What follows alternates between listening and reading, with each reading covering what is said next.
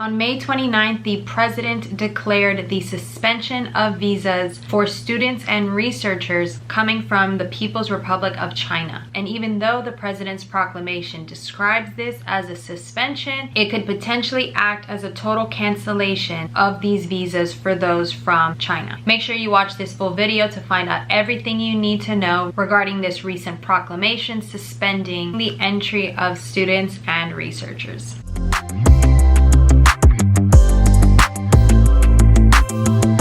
Hello everyone and welcome back to another video. Before we get started, go ahead and give this video a thumbs up. Giving this video a thumbs up will help YouTube promote it to other individuals on the platform that need to be aware of this news. So don't be afraid to give it a thumbs up and leave a comment, because that way this information will get spread throughout the platform. To start off, we all know that due to the COVID-19 pandemic, tensions have been very high between our administration and the People's Republic of China. The president even mentioned that he wanted to seek financial reimbursement from the country of China for damages that the United States sustained due to COVID-19. So just like the president said that he wanted Mexico to fund the wall and pay for the wall to be built, he wants China to pay for the damages and the financial losses that our country has sustained due to this pandemic. A lot of ways you can hold them accountable. We're doing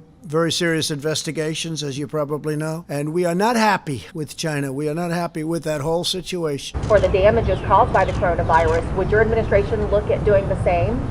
Well, we could do something much easier than that. We have ways of doing things a lot easier than that. So we're looking at things, and we're talking about a lot more money than Germany's talking about. We haven't determined the final amount yet. So we already know there has been tremendous tension between our two countries. Legal experts have expressed the opinion that despite the enormous damage to our economy, we cannot sue Beijing in US courts for the trillions of dollars in losses. Tensions continued to rise when most recently the United States strongly criticizing China's most recent actions to extend security laws to Hong Kong. So many critics are saying that the cancellation of visas to Chinese students is a way to punish the Chinese government for its passage of a new security law intended to enable crackdowns in Hong Kong. However, the plans to cancel the student visas were actually in discussion before the crisis over the law that was announced last week by Chinese officials. Now, in recent years, the FBI and Justice Department have been briefing administrators and teachers regarding national security threats posed by Chinese students, especially those working in the sciences. So the president's administration was planning to cut these thousands of visas to Chinese graduate students and professors because of allegations that they have links to China's military. According to the New York Times article, the FBI and the Justice Department have long viewed the military-affiliated schools as a problem, believing that military officials train some of the graduates in basic espionage techniques and compel them to gather and transmit information to Chinese officers. So in simple terms, they are alleging that these graduate students that are coming from China are trained in spy and espionage techniques, and they are sent here to our country to spy and report back to Chinese officials. The president issued a proclamation to block certain Chinese nationals associated with entities in China that implement or support China's military civil fusion strategy, and block them from using F or J visas to enter the United States. The proclamation takes effect on June 1st and will remain in effect until terminated by the president. So there's no official end date. It could remain in effect for as long as the president wants it to. This proclamation applies to graduate level and higher students and researchers. I want to read the introduction to the proclamation because it essentially explains why this proclamation was put into place. The People's Republic of China is engaged in a wide-ranging and heavily resorted campaign to acquire sensitive United States technologies and intellectual property, in part to bolster the modernization and capability of its military, the People's Liberation Army. The People's Republic of China's acquisition of sensitive United States technologies and intellectual property to modernize its military is a threat to our nation's long-term economic vitality and the safety and security of the American people. The PRC authorities use some Chinese students, mostly postgraduate students and postdoctorate researchers, to operate as non-traditional collectors of intellectual property. Thus, students or researchers from the PRC studying or researching beyond the undergraduate level who are or have been associated with the PLA are at a high risk of being exploited or co-opted by the PRC authorities and provide particular cause for concern. In light of the above, I have determined that the entry of certain nationals of the PRC seeking to enter the United States pursuant to an F or J visa to study or conduct research in the United States would be detrimental to the interests of the United States. This proclamation is suspending and essentially canceling thousands of visas for Chinese graduate students and researchers. So this is applying to graduate level students and researchers. It wouldn't apply to undergraduate students. With every proclamation that Trump has issued, there are exceptions. So let's go through the exceptions. As I mentioned, it wouldn't apply to undergraduate students. Also, the proclamation says that there's an exception for lawful permanent residents of the United States. Now, obviously, if you're a lawful permanent resident of the United States, you wouldn't be applying for or attempting to enter with an F or a J-1. So that exception probably wasn't necessary to be included, because if you're a lawful permanent resident of the United States already, then obviously you wouldn't be using an F or a J visa. But anyways, let's move on to the other ones. Another exception is if you are the spouse of a lawful permanent resident or a United States citizen. Additionally, if you are a member of the U.S. Armed Forces or you are the spouse of a member of the U.S. Armed Forces, then you are exempted from this suspension.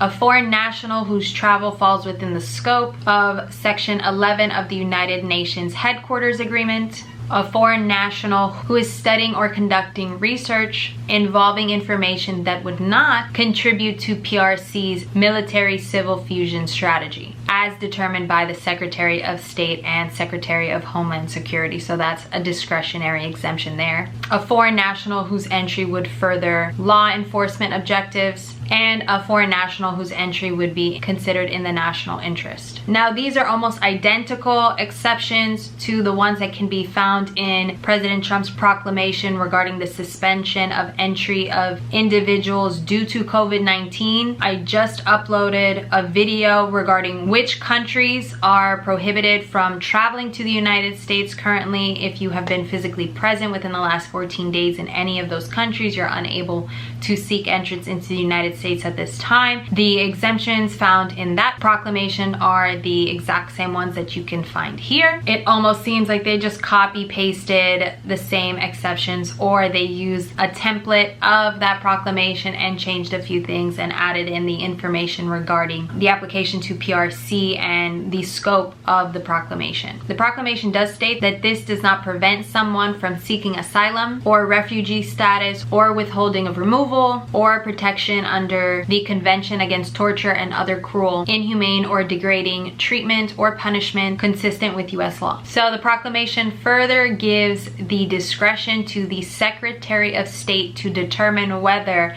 a person is subject to this proclamation or exempt from it. Now, here's something that's very important. This proclamation also states that the Secretary of State will consider whether the visas of PRC nationals that are currently in the United States in F or J status, in which the proclamation would apply if those visas should be revoked. So this proclamation does not only apply to those graduate students and researchers seeking to come in with F or J visas. This also applies to those that are already here. The Secretary of State will determine whether those visas will be revoked. Obviously determined on a case-by-case basis, because there are graduate students and researchers that do not not have ties to any entity back in China that support military-civil fusion strategy. And of course, within 60 days, they will revisit this suspension and see if it needs to be extended further. To be quite honest, I think it will continue to be extended for a long period of time. So in effect, this proclamation won't only prohibit the entry of Chinese graduate students and researchers that are seeking to come in on F and J visas, but it would